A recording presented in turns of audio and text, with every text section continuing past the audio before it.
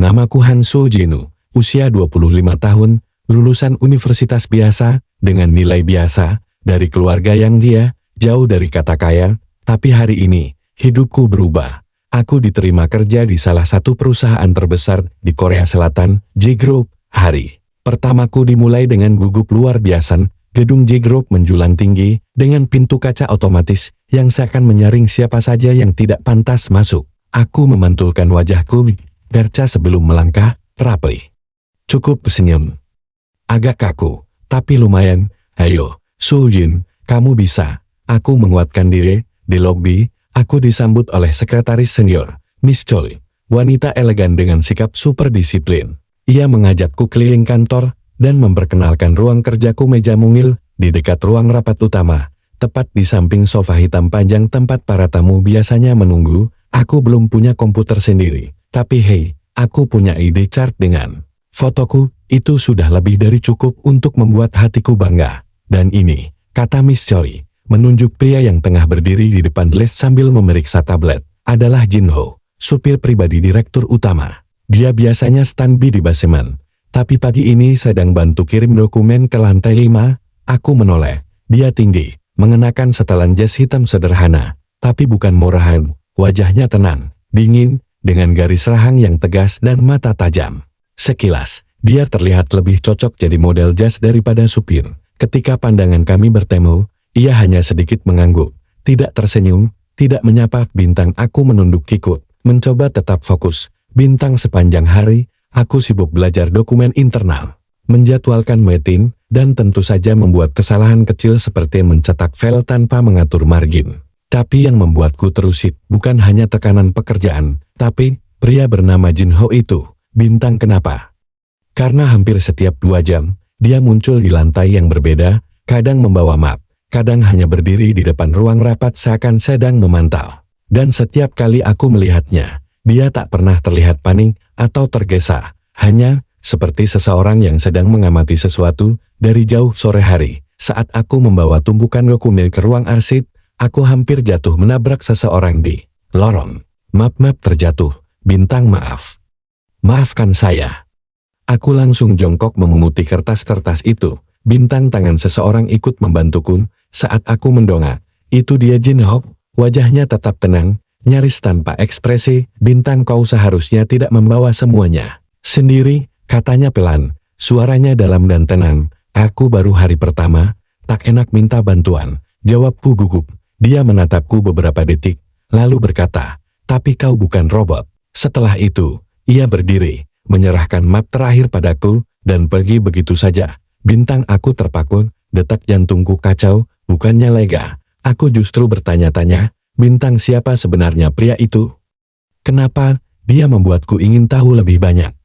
Pertanyaan itu terus menggangguku sepanjang malam. Aku bahkan lupa makan malam gara-gara memikirkan Jin Ho. Ucapan singkatnya, kau bukan robot, menggema seperti potongan dialog dari drama TV. Tapi ini bukan drama, ini nyata, ini hidupku. Bintang, pagi harinya, aku datang lebih awal, berharap bisa memulai hari tanpa membuat kesalahan seperti kemarin. Tapi tepat saat aku hendak menyalakan komputer, suara lift berbunyi pelan, pintu terbuka, dan keluarlah Jin Ho lagi, lengkap dengan setelan rapi dan wajah yang tetap tak bisa kubaca. Bintang, dia berjalan melewati mejaku tanpa menoleh, tapi kemudian berhenti.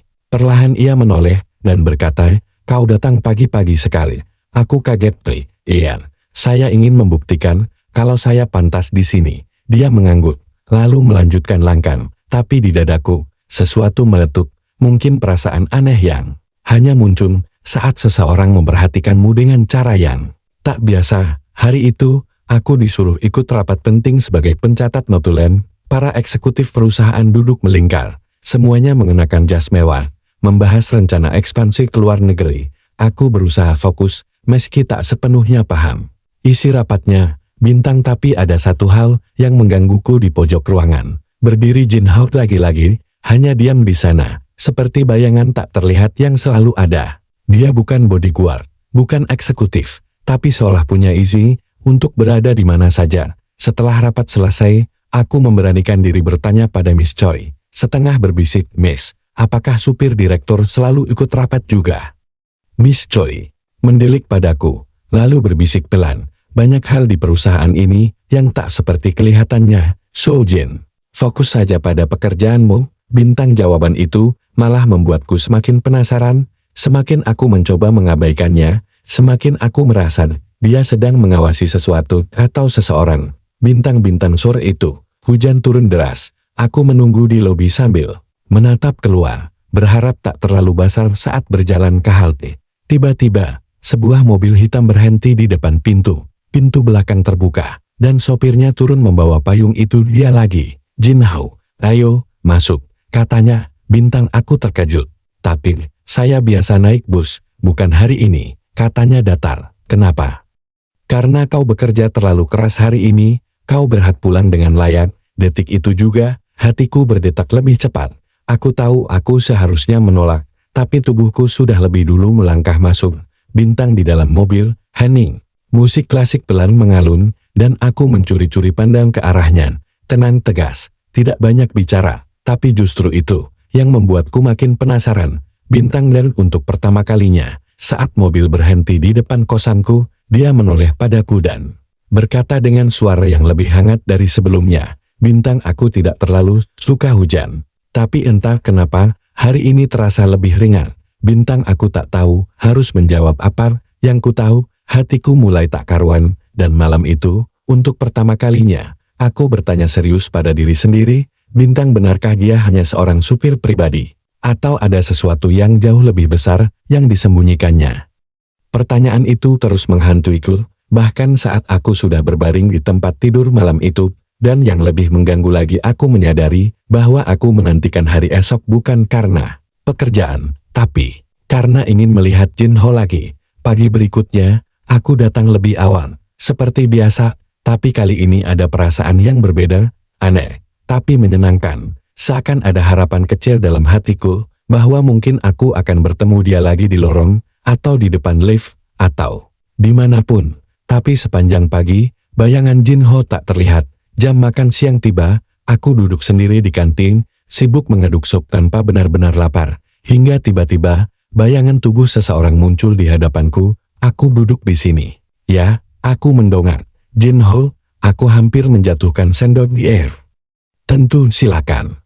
Dia duduk di hadapanku, membuka tutup makan siangnya, kotak bekal sederhana berisi nasi, kimchi, dan telur dadar. Tidak mewah, tapi terlihat dibuat dengan tangan sendiri. Bintang, tak menyangka kau makan di kantin, kataku, mencoba mencairkan suasana. Bintang, kenapa? Tidak, aku juga manusia, jawabnya datar. Tapi kali ini dengan senyuman kecil, dan bodohnya, aku mematung. Hanya karena satu senyuman itu, Bintang, satu senyuman.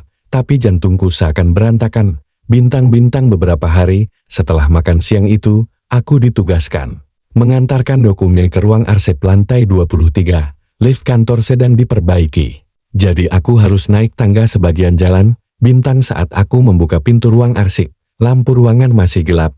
Aku ragu masuk, tapi suara pelan menyapaku, Bintang, kau datang? Bintang, aku kaget.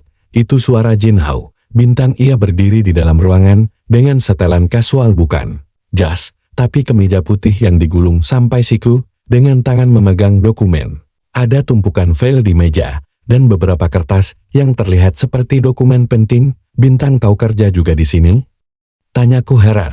Bintang, aku hanya memeriksa sesuatu, jawabnya sambil membalik halaman. Bintang, aku tak berani mendekat, tapi mataku menatap tajam ke arah dokumen di mejanya. Sekilas, aku melihat sesuatu yang membuatku tercekat. Bagian struktur perusahaan, dengan foto Jin Ho di bagian tertinggi. Bintang, ia cepat-cepat menutup map itu. Bintang, kami saling diam beberapa detik. Lalu ia menatapku, seolah sadar aku telah melihat terlalu banyak. Bintang, apa kau akan bertanya? Aku menelan ludah itu. Bukan urusanku. Wajahnya melunak sedikit. Kau berbeda dari yang lain. Aku tak mengerti maksudnya. Tapi ia menatapku lama, sebelum berkata pelan, kalau suatu hari nanti kau tahu siapa aku sebenarnya, jangan berubah. So Jin, Bintang, dan sebelum aku sempat bertanya lebih jauh, dia pergi meninggalkanku sendiri di ruang arsip yang gelap. Bintang, hatiku berdebar kencang, kepalaku penuh tanda tanya. Bintang, siapa sebenarnya Jin Ho? Dan kenapa aku merasa akan segera terlibat dalam sesuatu yang jauh lebih besar dari yang bisa kubayangkan? Perasaanku terbukti benar. Hari itu, suasana kantor mendadak berubah. Sejak pagi, semua orang gelisah. Bahkan Miss Choi, yang biasanya dingin terlihat panik. Ada kabar beredar Direktur Utama Ji Group yang lama mengundurkan diri secara mendadak. Apa? Kamu dengar?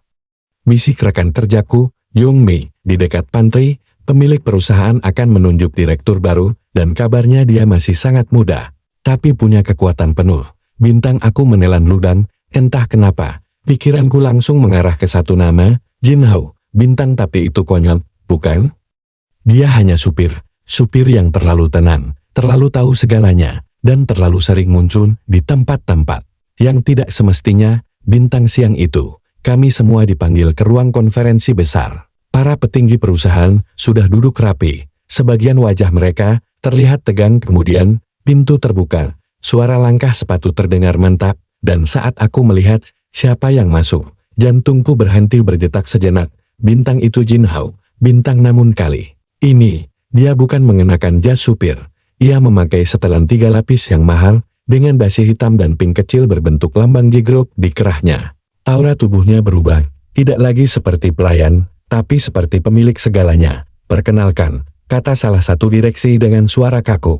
Ini adalah Han Jin Ho, putra tunggal mendiang pendiri Ji Group. Mulai hari ini, beliau resmi menjabat sebagai direktur utama. Seluruh ruangan terdiam, aku membeku di tempat, tanganku gemetar. Mataku dan matanya bertemu, hanya sekilas, tapi dari tatapan itu, aku tahu satu hal, dia menyembunyikan semuanya dariku. Setelah rapat selesai, aku kembali ke meja dalam kondisi campur aduk. Aku ingin marah, kecewa, tapi juga kagum.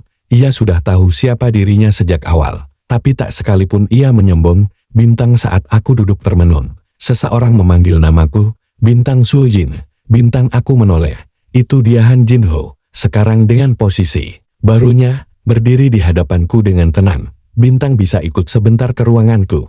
Aku hanya bisa mengangguk.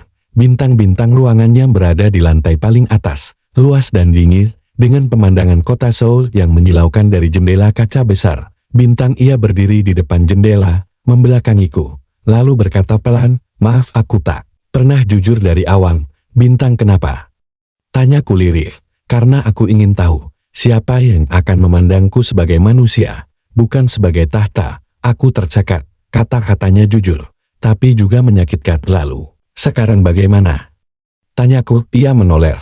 Aku masih ingin kau tetap di sini, Sujin, bukan sebagai staf biasa, tapi sebagai seseorang yang bisa ku percaya. Aku menahan napas, tapi sebelum aku sempat menjawab, suara ketukan pintu memotong pembicaraan kami. Seorang wanita masuk, anggun, elegan, dan memandangku dari ujung kepala sampai kaki. Bintang, aku dengar, kamu orang baru yang menarik perhatian Jin Ho, katanya sambil tersenyum tipis. Aku Park Eun-hae, tunangan resminya. Bintang, dunia seperti berhenti berputar. Bintang, tunangan.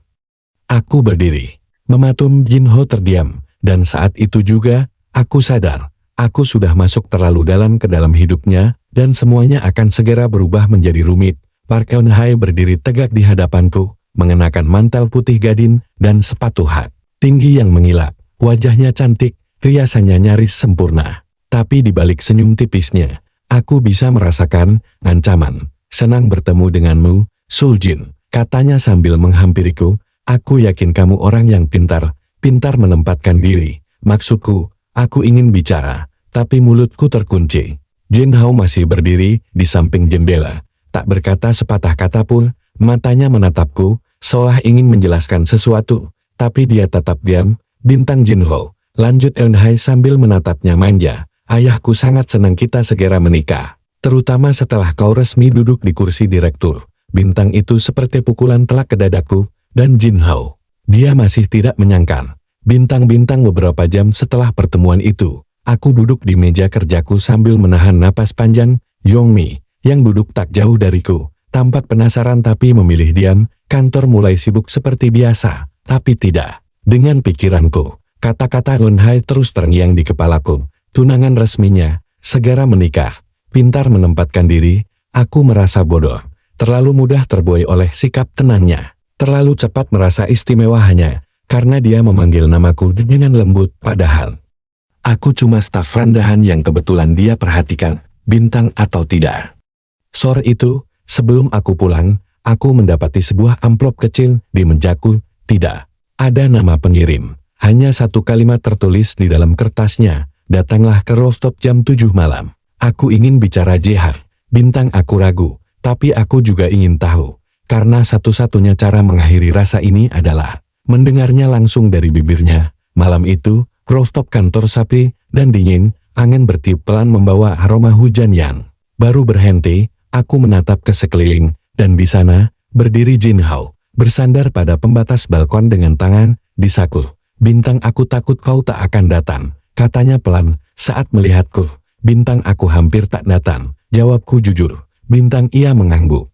Aku paham, lalu hening, sampai akhirnya, ia menatapku, dan berkata, tentang Konhan itu, bukan seperti yang kau kira, benarkah? Aku menahan air mata, karena dari sudut pandangku, itu terlihat jelas, dia datang, mengenalkan diri sebagai tunanganmu. Kau tidak menyangkal. Bintang Jin Ho menunduk. Pertunanganku dengannya adalah perjodohan keluarga sejak kecil, tapi aku tak pernah mencintainya. Bintang aku terpaku, dan saat aku hendak berbicara, ia melangkah lebih dekat, sangat dekat, hingga aku bisa mendengar detak jantungku sendiri. Bintang aku tidak ingin tahu salah paham. Aku mungkin direktur utama sekarang, tapi di depanmu, aku tetap Jin Ho yang sama, yang hanya ingin kau memandangku tanpa nama besar. Bintang Jin Ho, suaraku nyaris tenggelam dalam angin. Bintang, tapi sebelum aku sempat menanyakan yang sebenarnya ada di hatiku, pintu Rostov terbuka keras. Leunha muncul dengan wajah dingin dan mata menyala. Bintang, jadi ini yang kau lakukan di balik punggungku, katanya tajam sambil menatapku. Kau pikir perusahaan ini milikmu sendirian, Jin Ho? Bintang aku terperanjat. Jin Ho langsung berdiri melindungiku. Cukup, Yun Han, katanya tegas, kau tak berhak ikut campur urusan ke. Wajah Yun Han memucat, tapi senyumnya tak hilang. Oke, baik, kita lihat nanti, siapa yang sebenarnya akan menang, tapi ingat, baik-baik, gadis kecil, katanya padaku, bintang perempuan sepertimu tak akan pernah diterima di dunia kami. Dan malam itu, untuk pertama kalinya, aku sadar, bintang aku bukan hanya terjebak dalam cinta yang rumit, tapi juga di tengah medan perang kekuasaan, gengsi, dan status sosial yang tak memandang siapa aku sebenarnya. Bintang, malam itu aku pulang dengan langkah berat. Kata-kata Park Geun-hye menusuk pikiranku seperti jarum halus yang terus menekan harga diriku. Bintang, perempuan sepertimu tak akan pernah diterima di dunia kami. Bintang, dunia mereka, dunia Jin Ho, dunia penuh kemewahan, silsilah keluarga, dan kekuasaan. Bintang, aku tidak punya siapa-siapa, tidak punya gelar bangsawan, tidak punya latar belakang mengilap. Bintang, yang kupunya hanya harga diri dan hati yang mulai hancur. Tapi di antara luka itu, aku mulai merasa marah, bukan kepada Jin Ho, bukan juga kepada Eun-hye, tapi kepada diriku sendiri. Kenapa aku selalu merasa kecil di hadapan orang lain? Malam itu, aku berdiri di depan cermin, menatap pantulan wajahku yang sembab. Lalu aku berkata dalam hati, Bintang, kalau dunia menolakku, maka aku akan ciptakan duniaku sendiri, dunia di mana aku berdiri atas nama diriku sendiri, bukan sebagai Suljin si staf kecil, tapi sebagai seseorang yang layak untuk dicintai, dihargai, dan diperhitungkan. Bintang, keesokan harinya, aku datang ke kantor lebih awal dari biasanya. Aku tak lagi menunduk saat berjalan, dan untuk pertama kalinya, aku memandang les lantai atas tanpa gentar. Bintang, aku meminta waktu bicara dengan manajer HRD dan mengajukan surat pemindahan divisi. Bintang, kemana kamu ingin pindah? Tanya manajer dengan heran. Ke divisi pengembangan strategi, jawabku. Mantap, divisi itu sangat kompetitif, kamu yakin? Aku mengangguk. Saya ingin belajar, saya ingin berkembang, dan saya yakin saya bisa. Bintang, manajer menatapku beberapa detik, lalu tersenyum kecil. Bintang, hari-hariku berubah drastis. Aku bekerja lebih keras, pulang paling akhir, dan mengisi waktu dengan belajar presentasi, riset pasar, bahkan mengikuti kelas online setelah jam kerja. Bintang, aku tak punya waktu untuk cinta, tak punya ruang untuk sakit hati. Bintang, aku mulai dikenal sebagai staf yang rajin dan berdedikasi. Beberapa atasan mulai memperhatikanku, dan pada suatu malam lembur, saat semua lampu kantor padam, aku mendapatkan pesan tak terduga. Bintang, aku tahu kau sedang berjuang. Aku melihatmu selalu. Ya, Bintang, aku terdiam menatap layar ponsel. Bintang dia masih memerhatikanku. Dari jauh, namun seiring aku menanjak, rintangan pun bermunculan. Salah satu manajer senior, Pak Le, terang-terangan meremehkanku di rapat strategi. Kau pikir analis muda sepertimu bisa memberi masukan untuk proyek miliaran won? Katanya sinis. Bintang aku menggigit bibir. Tapi aku menatapnya dan berkata pelan, saya tak yakin bisa mengubah dunia, Pak. Tapi saya yakin ide kecil bisa menyalakan perubahan besar. Bintang semua mata tertuju padaku, dan di sudut ruangan, aku melihat sosok Jin Ho berdiri diam, menatapku. Dengan bangga, malam itu, aku pulang dengan senyum kecil. Ini baru awal, tapi aku tahu satu hal. Jika aku ingin sejajar dengan dunianya, maka aku harus membuktikan bahwa aku pantas berada di sana, bukan karena cinta, tapi karena kerja keras.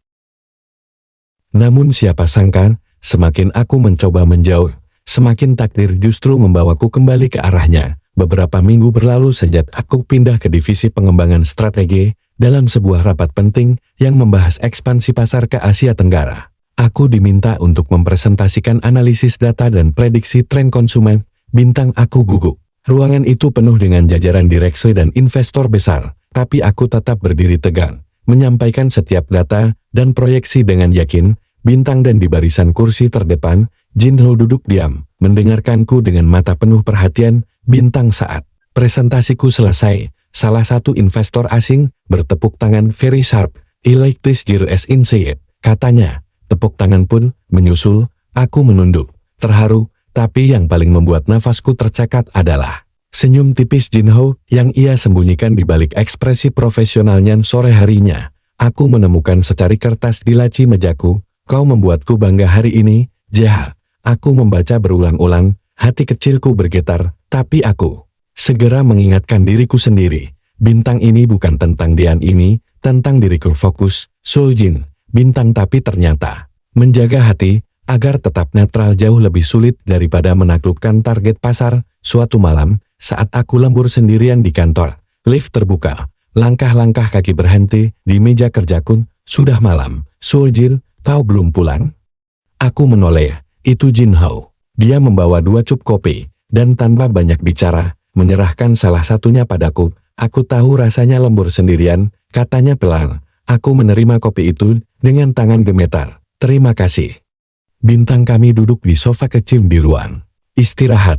Hening, hanya ada suara Aceh dan detak jantungku yang rasanya terlalu keras. Soljin, katanya, menatap lurus ke mataku. Kenapa kau menjauh dariku? Aku terdiam. Bintang lalu akhirnya berkata, karena aku tahu, aku tak bisa berdiri di sisimu kalau hanya menjadi bayangan. Aku butuh berdiri sejajar. Bintang, ia menghela napas panjang. Kau tak pernah jadi bayangan bagiku, Bintang, tapi dunia di sekitarmu membuatku merasa begitu. Ia menatapku dalam-dalam, lalu berkata dengan suara yang nyaris pecah, kalau begitu, izinkan aku menunggu sampai kau merasa pantas berdiri di sisiku. Malam itu aku pulang dengan dada sesar. Aku tahu, perasaanku padanya belum padam, tapi aku juga tahu, mencintai seseorang tidak berarti mengorbankan harga diri. Aku ingin dia bangga padaku. Tapi lebih dari itu, aku ingin bangga pada diriku sendiri, Bintang, dan dengan langkah kecil, tapi mantap, aku terus melangkah, membangun duniaku meski hatiku masih setengah tertinggal di dunia miliknya, Bintang. Tapi siapa sangka, justru di saat aku merasa mulai kuat berdiri sendiri, dunia yang kubangun itu, perlahan mulai retak dari dalam. Bintang, hari itu, suasana kantor mendadak tegang, rapat mendadak diadakan oleh Dewan Direksi. Semua kepala divisi dipanggil ke ruang konferensi utama. Aku hanya staf, tapi karena analisaku digunakan dalam proyek strategi ekspansi terbaru, aku juga diminta hadir. Saat masuk ruangan, wajah semua orang tampak canggung, beberapa menunduk, beberapa saling berbisik. Bintang, aku duduk di pojok, bingung. Bintang, ketua Dewan mengangkat dokumen tebal dan menghempaskannya ke meja. Siapa yang bertanggung jawab atas analisis pasar yang digunakan dalam proposal Vietnam ini? Tanyanya tajam. Bintang, aku langsung tercekat. Itu proyek yang kubantu susul. Saya yang mengerjakan bagian datanya. Jawabku perlahan. Kalau begitu, katanya sambil melemparkan tumpukan kertas ke hadapanku, tolong jelaskan, kenapa data yang Anda pakai dipalsukan? Duniaku seolah runtuh seketika. Bintang, aku memandangi kertas itu dengan grafik yang berbeda dari apa yang kukerjakan. statistik yang tak pernah kutulis, proyeksi yang tak pernah kusetujui, bintang ini. Bukan data yang saya serahkan, kataku gemetar. Bintang, apa maksudmu? Kau satu-satunya analis junior dalam tim ini, bentak salah satu manajer senior. Bintang, aku menoleh ke arah rekan timku, terutama Do Hyun, senior yang membimbingku selama ini, tapi saat mata kami bertemu, dia menunduk, tak mengatakan sepatah kata pun. Bintang, itu pengkhianatan yang bahkan tak kusangka. Dari seseorang yang sering berkata, Bintang anggap aku seperti kakak sendiri. Setelah rapat bubar, aku dipanggil HRD dan diberi surat skorsing sementara untuk investigasi. Dunia seolah menghancurkan semua yang kupahat dengan susah payah. Bintang, dan yang paling menyakitkan adalah saat aku melihat Jin Ho keluar dari ruangan Dewan. Matanya tak menatapku, wajahnya dingin, profesional, seolah aku hanya masalah yang harus diselesaikan. Bintang, malam itu, aku kembali ke apartemen kecilku, duduk di lantai sambil memandangi layar ponsel. Tidak ada pesan, tidak dari Jin Ho, tidak dari siapapun. Bintang, aku yang dulunya hanya ingin mencintai dengan sederhana, sekarang menjadi tokoh utama dari sebuah skandal korporat. Bintang, air mataku jatuh, satu persatu. Apa semua ini sia-sia? Apa aku hanya pion dalam permainan besar mereka? Namun di tengah hening yang menusuk, aku membuka kembali file backup dataku. File yang tersimpan otomatis setiap kali aku bekerja lembur. Bintang, dan saat ku temukan versiku yang asli lengkap dengan cap waktu dan tanda tanganku sendiri, aku sadar satu hal. Bintang, aku masih punya satu pilihan terakhir. Bintang, bukan untuk membalas dendam, tapi untuk memperjuangkan kebenaran. Dan kalau aku memang harus hancur, aku ingin hancur karena memperjuangkan yang benar, bukan karena diam. Malam itu aku menyusun ulang semua dokumen backup, file asli dengan tim stam, email internal, bahkan rekaman suara rapat yang tak sengaja terekam di laptopku saat aku lupa mematikannya. Semua perlahan menguatkan satu kesimpulan yang menyesakan. Bintang, Do Hyun yang mengubah dataku. Bintang, dan yang lebih mencengangkan, atas restu manajer senior Paplir. Bintang, mereka menyalin versiku, mengedit angka, lalu memasukkan data manipulatif demi target jangka pendek. Dan saat semuanya hampir terbongkar, aku yang dijadikan kambing hitam. Keesokan harinya aku berdiri sendiri di depan ruang dewan, membawa semua bukti dalam satu flash disk. Tanganku gemetar, nafasku pendek. Bintang, tapi sebelum aku masuk, seseorang menyentuh pundakku dari belakang. Aku tahu semuanya. Suara itu familiar. Aku menoleh. Jin Ho, ia menatapku dengan mata lelah. Aku tahu kau tidak bersalah, tapi aku terikat pada sistem. Aku tidak bisa melindungimu, kecuali kau sendiri yang melangkah.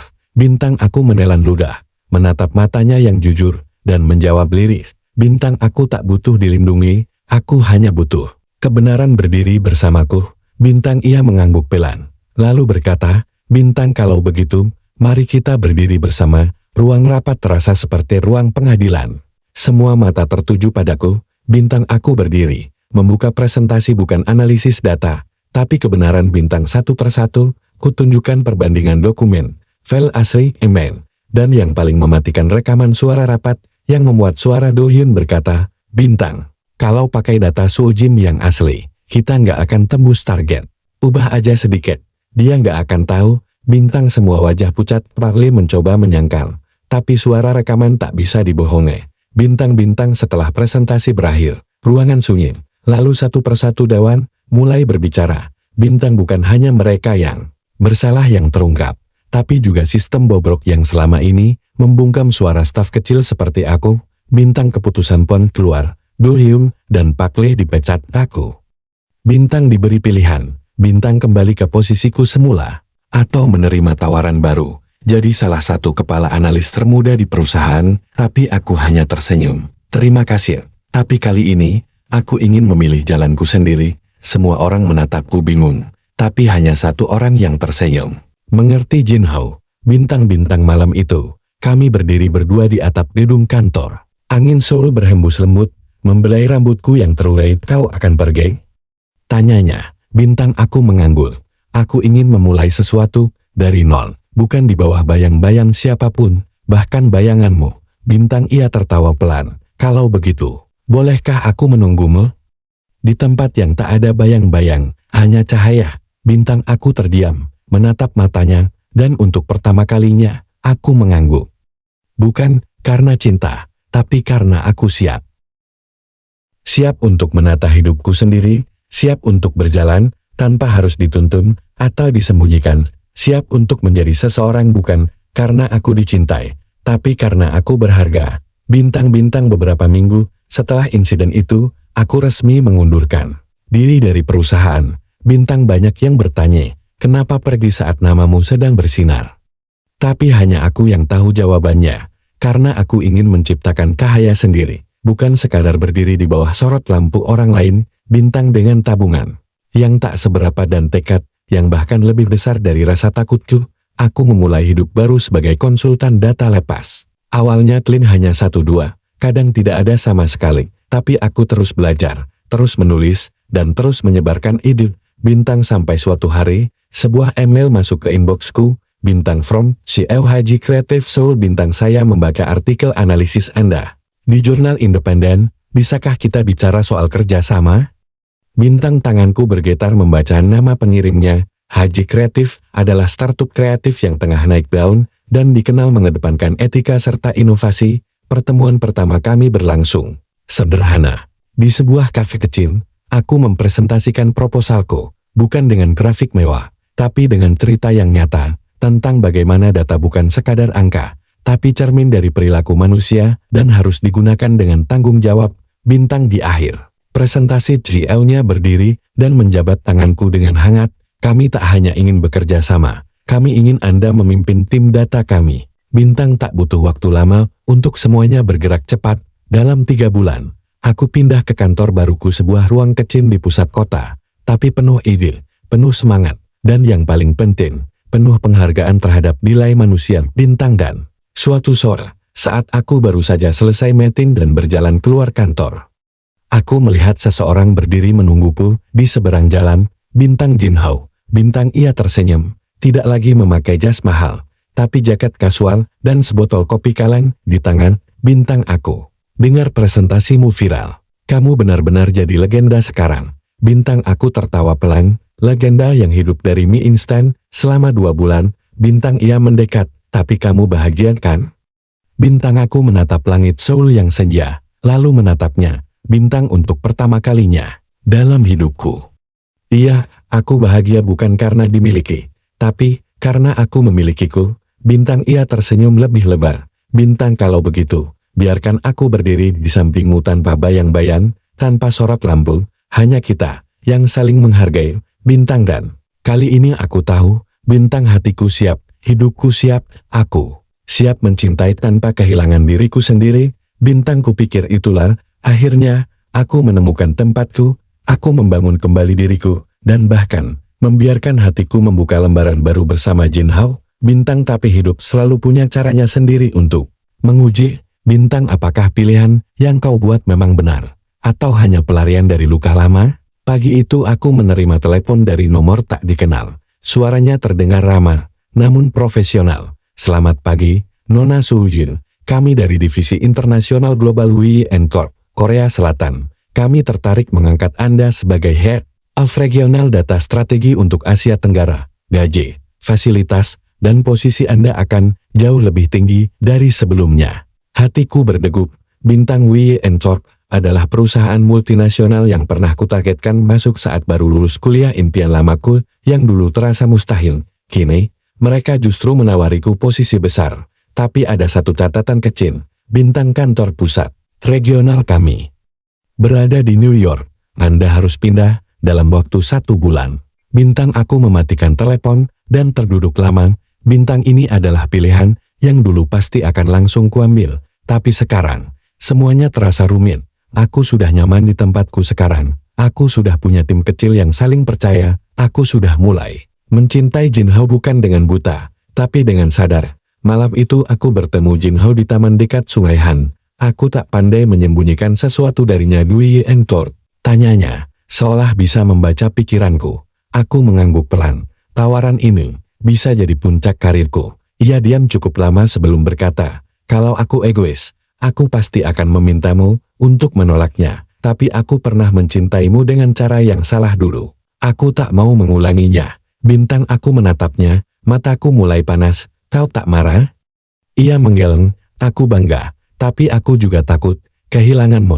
Bintang aku memegang tangannya erat, aku juga takut, tapi mungkin, kita bisa saling percaya. Cinta ini tak harus memenjarakan. Beberapa hari kemudian, aku mengumumkan keputusan terbesarku. Bintang aku akan berangkat ke New York, bukan untuk kabur, tapi untuk menantang diriku, memperluas cakrawala hidupku, Bintang dan Jin Hao. Ia mengantarku ke bandara dengan wajah tenang, tapi matanya menyimpan ribuan emosi yang tak bisa diucap. Bintang tepat sebelum aku melangkah ke gate, ia menarik tanganku, memelukku sekali, dan berbisik, Bintang aku tak akan menunggumu, aku akan mengejarmu, tapi dengan caraku sendiri. Bintang hari itu, aku terbang dengan hati yang penuh keyakinan. Bintang bukan, karena aku tahu akhir dari cerita ini. Bintang tapi, karena aku tahu, aku tak lagi berjalan dalam bayang siapapun. Bintang aku, So Jin, kini berdiri sepenuhnya untuk diriku sendiri. Bintang dan sejak hari itu, hidupku benar-benar berubah. Bintang New York adalah dunia yang berbeda. Kota yang tak pernah tidur, penuh ambisi, dan sunyi dalam cara yang tak terbayangkan. Tapi anehnya, aku tidak merasa kesepian. Aku merasa hidup. Bintang setiap pagi aku naik subway bersama puluhan wajah asing, duduk di ruang meeting internasional dengan tim lintas negara, dan malam harinya aku kembali ke apartemen kecilku membuka jendela lebar-lebar sambil menatap langit yang tak berbintang. Bintang di antara kesibukan itu, Jin Hao tetap hadir. Bukan dalam bentuk fisik, tapi lewat pesan-pesan pendek, fotokopi paginya, atau kadang hanya emoji senyum saat aku terlalu lelah membalas. Bintang tapi tak ada kapan kau pulang, tak ada mengapa tak menelepon, tak ada tekanan. Bintang hanya kepercayaan, dan itulah yang paling sulit. Mencintai seseorang dari jauh, tanpa menjadikannya beban. Suatu malam, aku diundang sebagai pembicara tamu di sebuah konferensi teknologi global. Saat berdiri di atas panggung besar, mengenakan jas rapi, dan melihat ratusan pasang mata menatapku dengan hormat, aku hampir tak percaya. Bintang ini aku, So Jin yang dulu hanya karyawan kecil di kantor Seoul. Bintang setelah sesi selesai, aku turun dari panggung, dan seseorang menyerahkan bunga mawar putih dengan sebuah catatan kecil. Bintang aku bilang aku tak akan menunggumu, aku akan mengejarmu sampai ke panggung ini. Ya, Bintang aku menahan napas, mataku mencari ke segala arah, dan di pojok ruangan berdiri seseorang dengan setelan abu-abu gelap, senyum tipis, dan mata yang masih sama. Jin Hao. Kami tak langsung berlari dan berpelukan seperti drama TV. Kami hanya saling pandang lama, dan ketika akhirnya kami melangkah mendekat, aku berkata pelan, Bintang, bagaimana kamu bisa di sini? Ia tersenyum, aku sedang dalam program Short NBA, dan kutaruh New York sebagai tujuan pertama. Bintang aku tertawa kecil, kau selalu tahu caranya membuat segalanya terlihat biasa, padahal luar biasa. Bintang, ia menatapku, dan kau selalu membuat yang biasa menjadi luar biasa. Dengan keberanianmu, Bintang, malam itu, kami berjalan menyusuri trotoar Brooklyn Bridge. Tak ada janji-janji besar, tak ada pengakuan cinta yang dramatis, hanya dua orang dewasa yang telah melewati luka, bangkit dari keterpurukan, dan kini berjalan berdampingan. Bintang bukan karena butuh, tapi karena ingin, dan itu jauh lebih kuat dari cinta yang berisik. Hubungan kami tak lagi penuh kejutan seperti dulu, tapi justru dalam ketenangan itu, aku menemukan kedewasaan. Tak ada lagi permainan tebak-tebakan perasaan, tak ada lagi ketakutan ditinggalkan. Kami tahu posisi masing-masing dan kami tahu cara saling menjaga tanpa saling menggenggam terlalu erat. 1 tahun berlalu sejak aku tiba di New York. Karirku berkembang pesat. Proyek-proyek besar datang silih berganti. Namaku mulai diperbincangkan di lingkaran profesional. Tapi bukan itu yang membuatku paling bangga. Bintang, yang paling membanggakan adalah aku tak pernah melupakan siapa aku, dan aku tak pernah mengorbankan prinsipku demi apapun, termasuk demi cinta. Jin Hao kini bekerja sebagai analis keuangan untuk perusahaan teknologi hijau di Brooklyn. Kadang kami pulang bersama, kadang tidak, kadang kami bertemu akhir pekan, kadang hanya saling kirim pesan pendek saat malam. Bintang, dan anehnya, semua itu terasa cukup. Bukan karena kami sudah lelah berharap lebih, tapi karena kami sudah belajar bahwa cinta sejati bukan tentang selalu bersama, tapi tentang selalu mendukung, bahkan saat jalan yang kami tempuh berbeda. Bintang, suatu hari, saat kami duduk di tepi Sungai Hudson, ia memandangku lama, lalu berkata, Bintang Suujin. Aku tak tahu apa yang akan terjadi 5 tahun ke depan, tapi jika satu hal yang pasti, aku tak pernah menyesal membiarkanmu terbang setinggi-tingginya, meski itu berarti aku harus berlari mengejarmu. Bintang, aku tersenyum, menggenggam tangannya erat, Bintang, dan aku tak menyesal memilih diriku sendiri dulu. Karena itu yang membuatku pantas mencintaimu sekarang. Kamera kehidupan kami terus berputar, tak semua adegannya dramatis, tak semua dialognya sempurna, tapi dalam kebersamaan kami yang diam-diam kuat itu, ada satu hal yang sangat nyata, Bintang, aku tak lagi mencari akhir bahagia, aku menciptakannya. Bintang, bersama diriku, bersama mimpi-mimpiku, dan jika semesta mengizinkan, bersama dia yang mencintaiku dengan bebas, bukan dengan syarat. Bintang, karena bahagia bukan tempat yang harus dicapai, Bintang, tapi keputusan yang kita pilih setiap hari.